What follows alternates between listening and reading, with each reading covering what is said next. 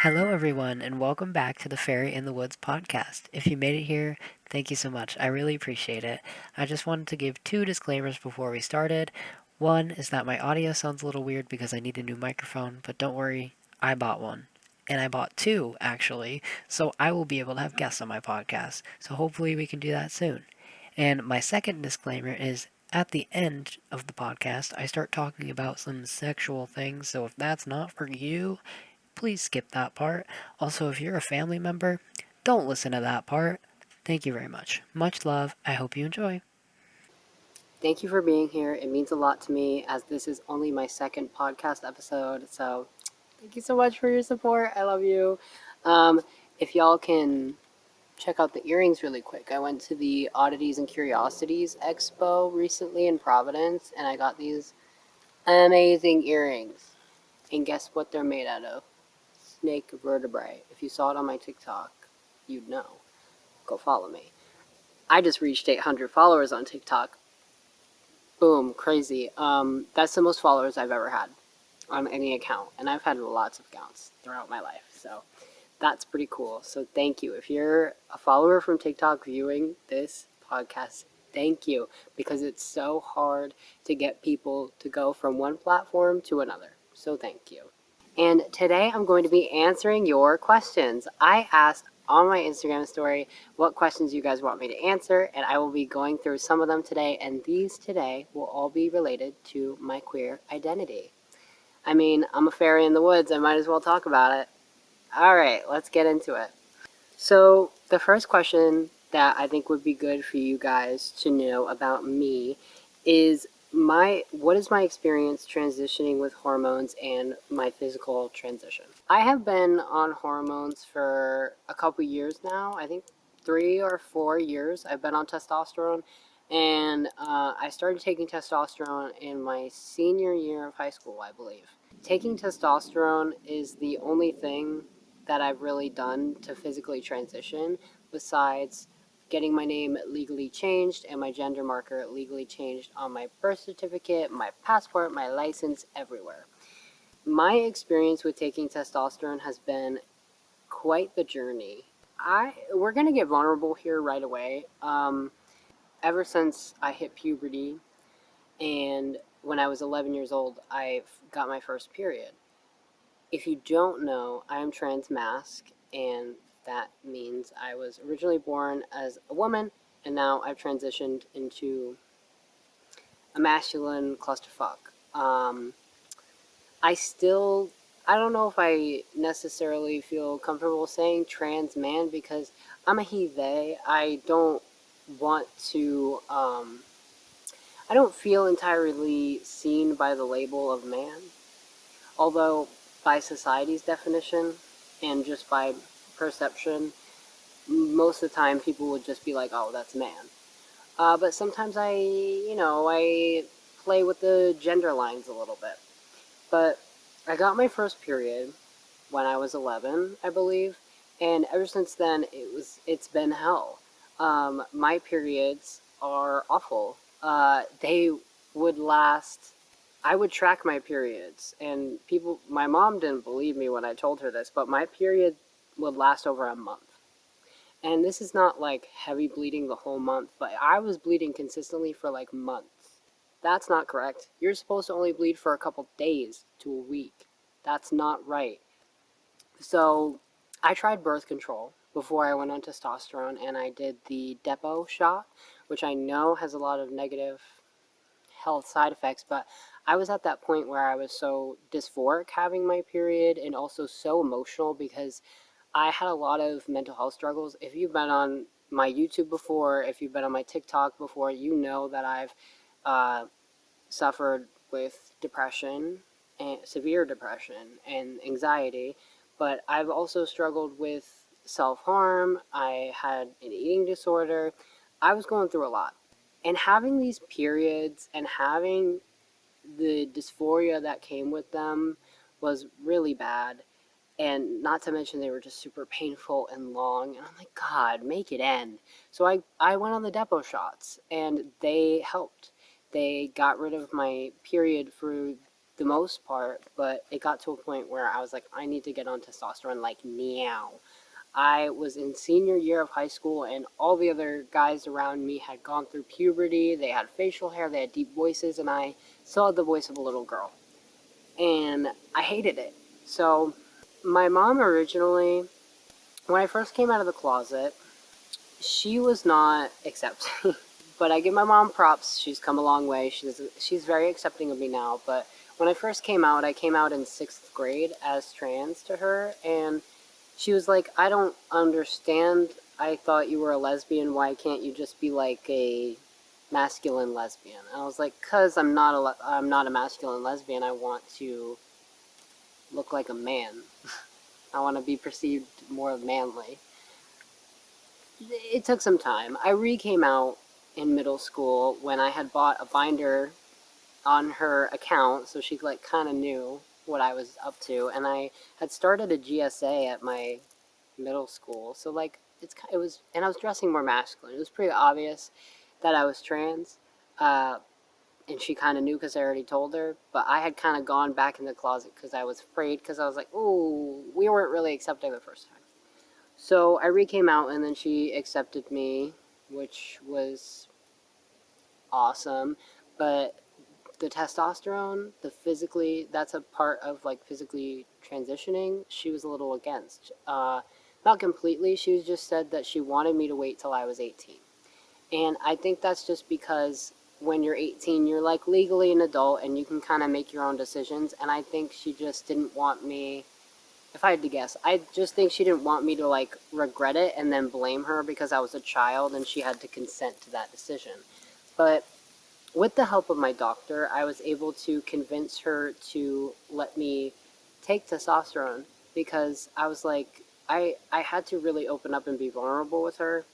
I cried to her, and I was like, I am so uncomfortable in my body, and I just am seeing so many people around me having what I want, and I just think if I were to go on testosterone, it would increase my happiness so much and my mental health so much. And my doctor told my mom, we had a meeting, and she was like, there's no reason for Myka to not go on testosterone until he's 18. There's no medical reason of why we would need to wait.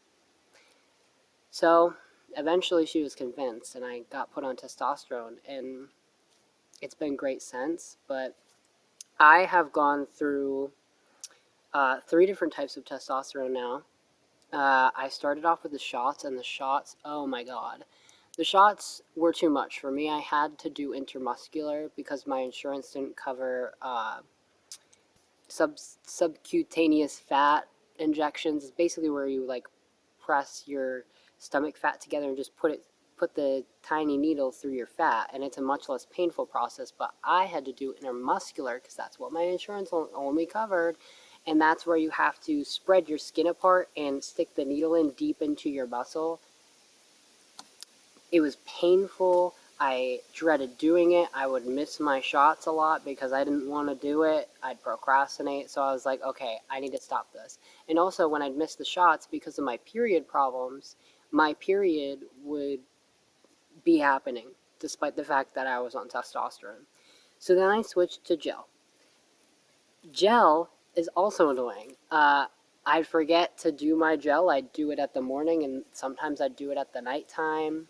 And I had to do so much gel because I was still getting my period, and the gel was not enough.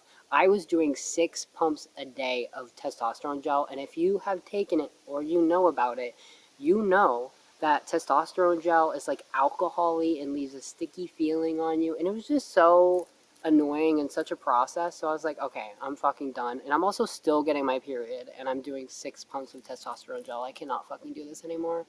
So I found out through my partner actually that there's this thing called Testapel, which is basically little pellets that they insert inside your butt cheek through a little, they make a little incision, and these pellets dissolve over the span of 3 to 4 months. And that's what I'm on right now. And that has been amazing. It's been a lifesaver. It was fully covered by my insurance as well. And I I'm so grateful for it because I don't have to worry about like taking my testosterone every day or every week, it just like dissolves. And the procedure itself, like, it didn't really hurt. They numb you, and then it just feels a little sore, and you can feel the pellets in your butt cheek for a little bit after you get it, but then they dissolve over time, and then you don't feel them anymore. So honestly, the best option that I've found for my testosterone, and the most consistent, and my levels have been pretty good with it, as with other testosterone options, because I was inconsistent with it and it wasn't enough, the Testapel has just been the best option for me. Now, for my physical transition, I know for me that I personally never want to get bottom surgery, just because if it's not broke, don't fix it. Like, there's nothing wrong with my genitalia downstairs, and I do sometimes get bottom dysphoria, and that's just where, like, you're uncomfortable with your genitalia that you were born with, but, like, it's not to a point where I feel like I need to alter it medically. I also just, like, don't trust the process of that yet. I feel like it's, like, my parts work fine. I don't want to fuck them up by getting a procedure, and I just think that would be so weird to have a fake, like, home homemade penis. Homemade, I don't know, medically made penis. I just think that would be weird. I either want to have a naturally born one, or I don't want to have one. You know what I mean? And I'm sure there's some surgeons out there who can do it great. I just, like, don't want to go through that. I don't want the pain of that. I don't want to have to just go through that process. As for top surgery, though, I am considering top surgery. I originally wasn't going to get top surgery because it's the same concept for me. Like, if it's not broke, don't fix it. I can bind, and that's fine for me, and I can pass. But it's getting to a point now where I bind so much. Not like I'm binding unhealthily, but I have binded so much throughout my life that it's like, it hurts my back so much. I have so many knots in my back, and I try to stretch, and I get massages and stuff, but it's not enough, and it's like I'm really sore all the time. And I'm also kind of seeing trans people on my Instagram who have had top surgery, and it looks so good, and I'm just like feeling envious, because also I would love to be able to take my shirt off. And I have, like, I've always been really uncomfortable when it came to swimming, and when it was hot out, because I feel like I want to expose myself, like my body, more, just because it's hot out. And also, who doesn't like to be, like, cute and hot and sexy? But I feel like I can't really do that because I bind. I'll wear, like, crop tops and stuff, and that will make me feel good, but it's not the same as being able to just, like, have your shirt off, or have a shirt open with nothing underneath, and, like, go swimming or something. But I've recently started going swimming with, like, just a binder and trunks on at home with friends, and that's been a good healing experience for me for sure. But I don't know if I feel comfortable doing that in a public setting yet. It's a little scary for me. I don't want to be clocked. I don't want people to just, like, immediately know I'm trans because of wearing a binder while I swim. But it's also like, who cares? I'm also like, do I give a fuck what other people think of me? Not really. Kind of just want to exist. But it's also the worry of, like, being discriminated against, or people judging me and saying something to me. That's kind of what I don't want. I don't care if people judge me silently, for sure. Don't care about that.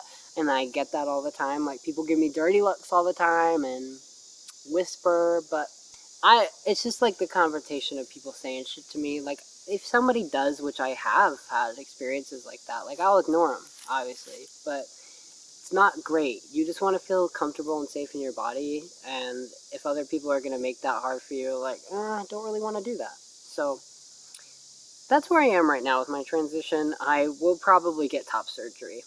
Don't know where, don't know when, but we'll probably get top surgery.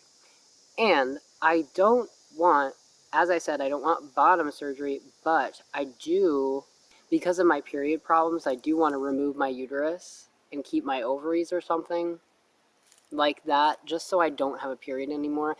I also don't want to have children. I don't plan on making babies anytime soon. or ever, because the process of giving birth sounds absolutely horrendous to me and painful. And just to be pregnant for 9 months, just ugh. Also, it changes your body so much, and you can get like hella stretch marks, and your skin will never be the same. I don't want that. Also, I don't even know if I really want kids, and if I would want to have kids, I feel like there's so many kids out there who need homes. So why would I make my own? Because I want my own, maybe, but I just don't really feel a need for that. So I'm not going to, and I do plan on getting my uterus removed. Now that may be controversial for some people, but it's my body.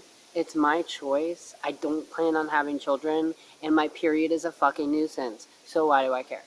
Anyway, so thank you to the person who asked me that question. Let's move on to the next question. The next question is, what are some funny or awkward experiences that relate to your queer identity? Thank you to the person who asked this question because you are my friend and I love you. Thank you.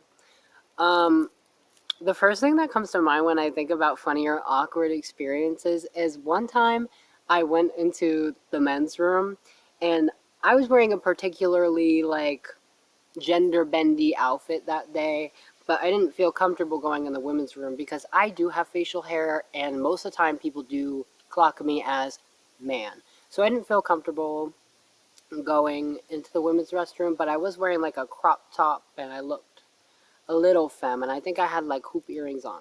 So I looked a little femme. And I was washing my hands in the bathroom, and then like this older gentleman walked into the bathroom, and then he saw me, and he walked out of the bathroom because I think he thought that I was a woman, and he was like, "Oh, I'm in the wrong bathroom." No, sir, you were not in the wrong bathroom. You were just with a queer. What are you gonna do? I'm trying to think about other stories that are funny or awkward. I do have an awkward story, a little bit. When people ask me questions about me being trans, I'm very open about it because I'm not ashamed. Um, but if I get the sense that you're coming from a place of judgment or like you're being hateful, like I won't very much entertain that. But I do want to always share my experiences in hopes to help people understand queerness better because, I work at a pride center and that's like kind of my whole thing. Like, is I'm queer, I am proud, and I will talk about being queer. So I did have a guy at a job I used to work at. I worked at a senior living center, and I was a server for the seniors living there. And one of the chefs asked me about me being trans, and he was kind of confused about me like going by a different name and stuff. And at this point I wasn't on testosterone, so I just had more of a masculine appearance, and I would dye my hair black to and my eyebrows black to come off more masculine, and I would wear masculine outfits, but I wasn't medically transitioned at all, so I didn't pass very well. So he was kind of confused. And so like he asked me some questions and he was like, "Oh, okay. I guess I understand."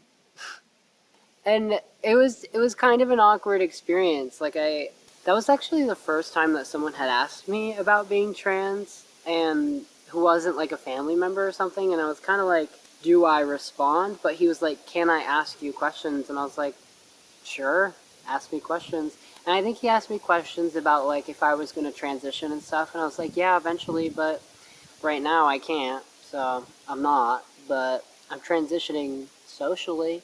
And I think I did help him understand more. He was quite the interesting fella. I believe he sold drugs. I don't know what kind of drugs he sold, but I did know that he sold weed. And one time, this is really funny. I didn't know much about weed at the time. I had never smoked at this point in my life, and because I was like 16 or something, or it was 15 or 16, and he asked me, "Hey, you want some wedding cake?" And he was a cook, so I thought that he meant like actual wedding cake, and I was like, "Wedding cake? Do you make wedding cakes?" He was talking about this strain of weed called wedding cake. And I stupidly was like, yeah, sure. And he showed me a picture of the weed buds with like wedding cake and the like amount of money it was per like whatever. And I was like, oh, we're not talking about wedding cake now, are we? That makes more sense.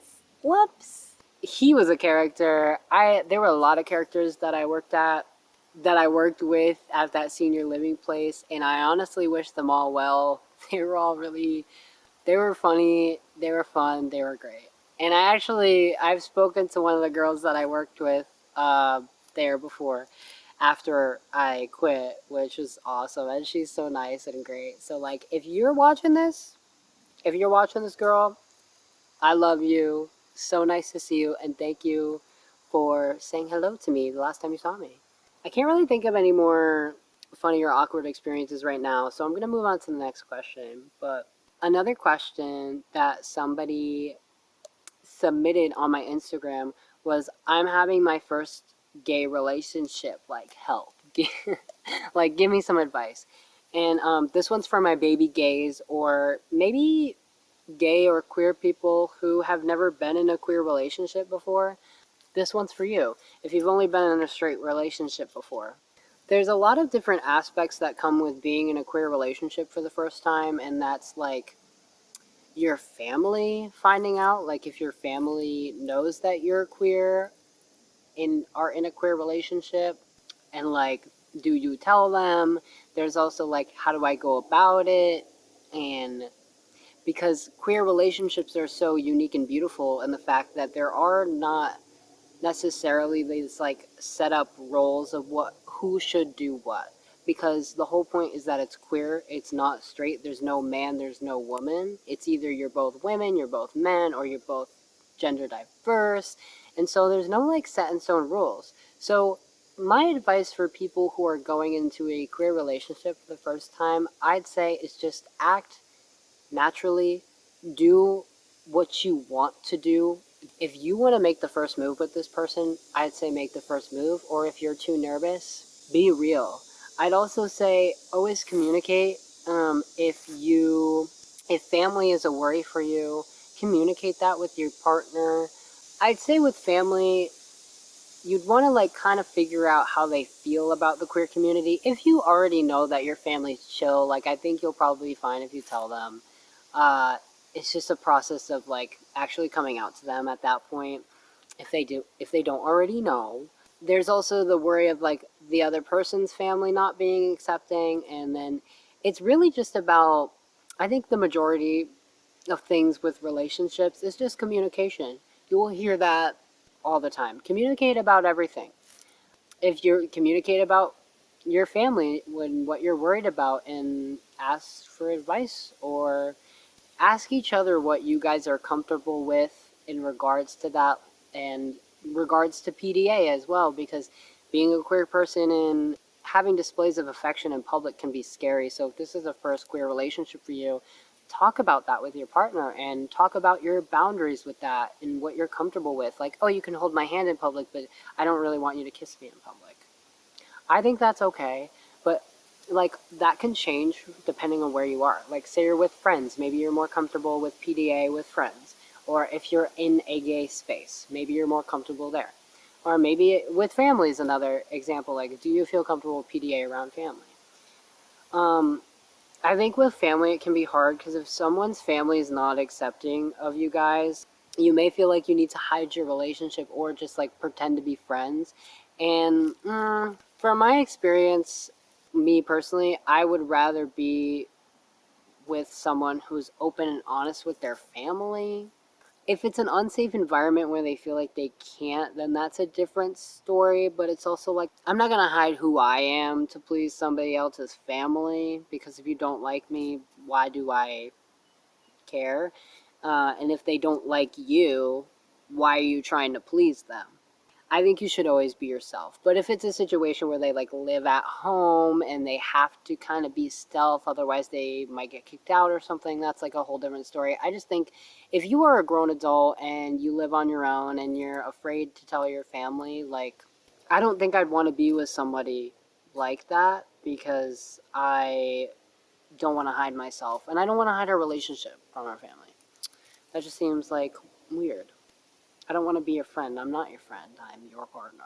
Queer sex is another thing for people who've never been in a queer relationship, whether you are a gay guy, whether you're a lesbian, or whether you're just queer in general. Having sex with somebody with different parts for the first time is scary and new and unique. Oh my god. Queer sex is beautiful though. Let me be real. And most of the time, if you're having sex with somebody with the same parts as you, let me tell you, it will probably be better because they have those parts and they know how to work them. Now, if you're having sex with somebody who's never had sex before, that might be a challenge, but you can always learn. I'd say with sex, you should communicate and you should talk about sex before you have sex.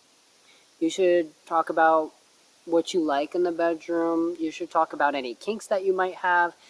You should talk about your boundaries. Please don't touch me there. I don't like this. Don't do this. For me personally, I don't like spit. I don't want people to spit on me or in my mouth. I don't like that. Don't do that, please. 'Cause, that's you may be insinuating that I say that because I'm talking from experience, and that would be because I am.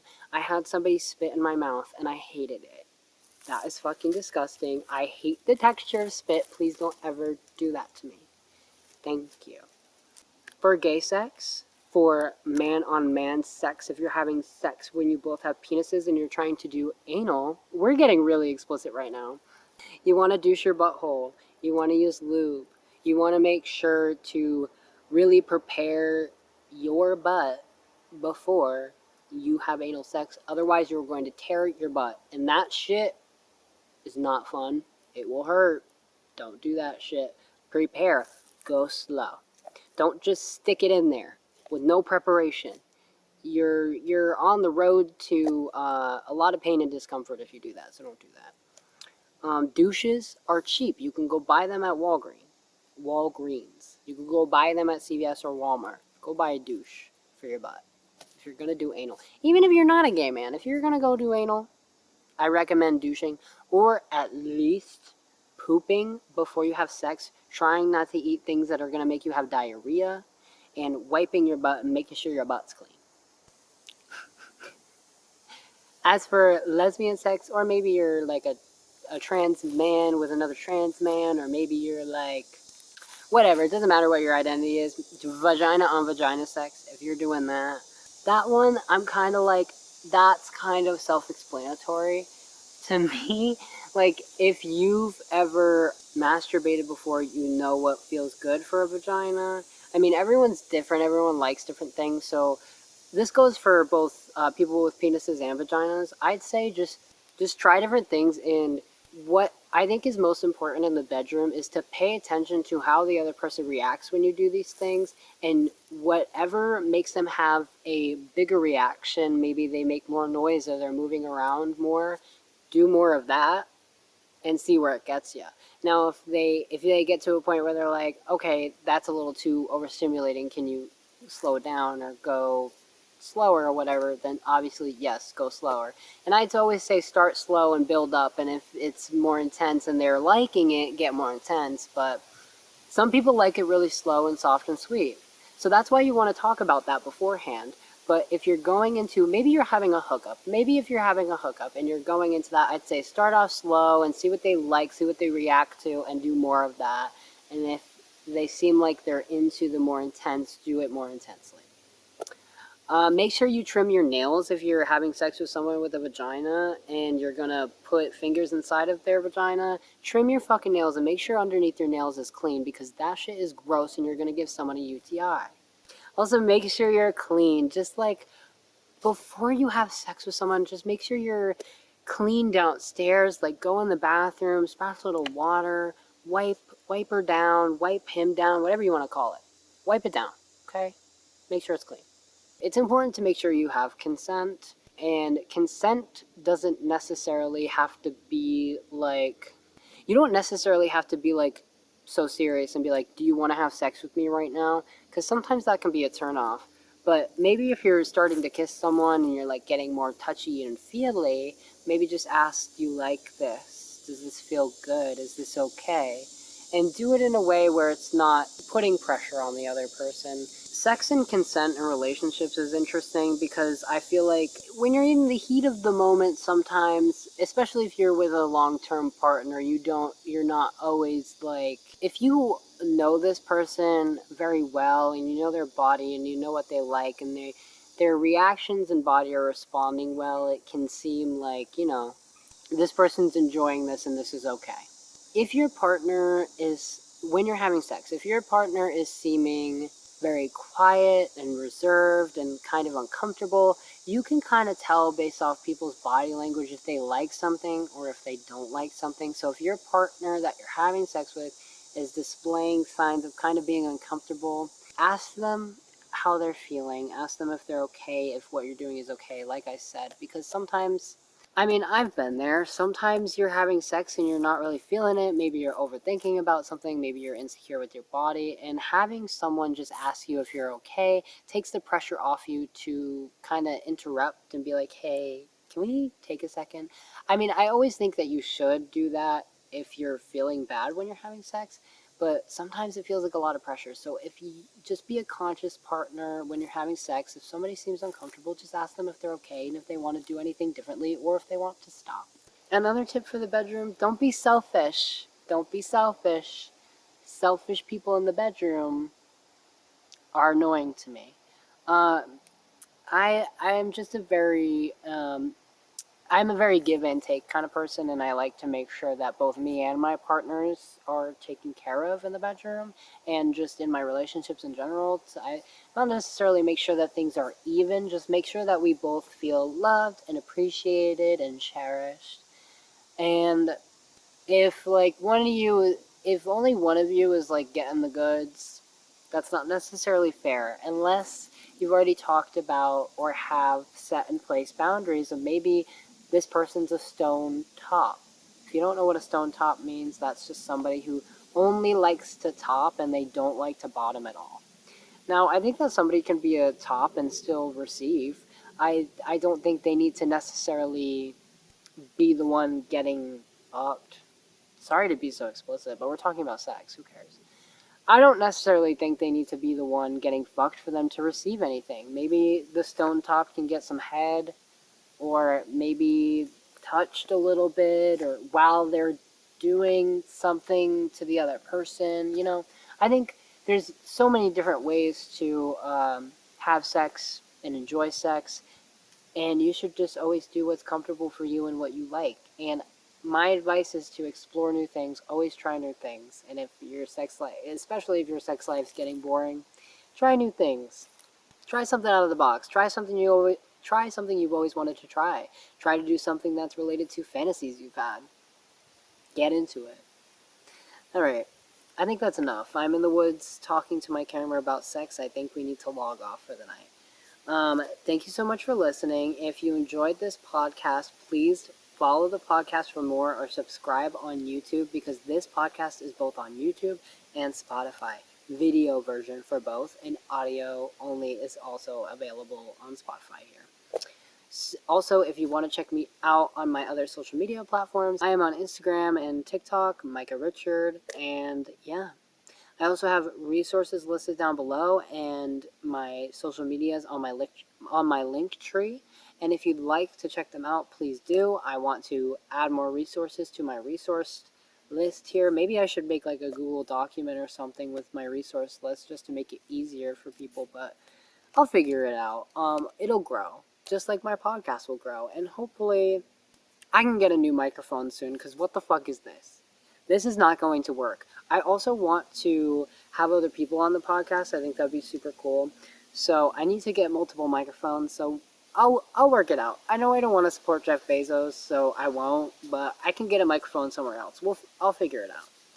But until next time, I will see you guys. Thank you so much for listening. I hope this was helpful, and I hope you have a great day, evening, morning, whatever, afternoon if you're eating lunch and listening. I hope you have a great rest of your day. Thank you so much. Till next time.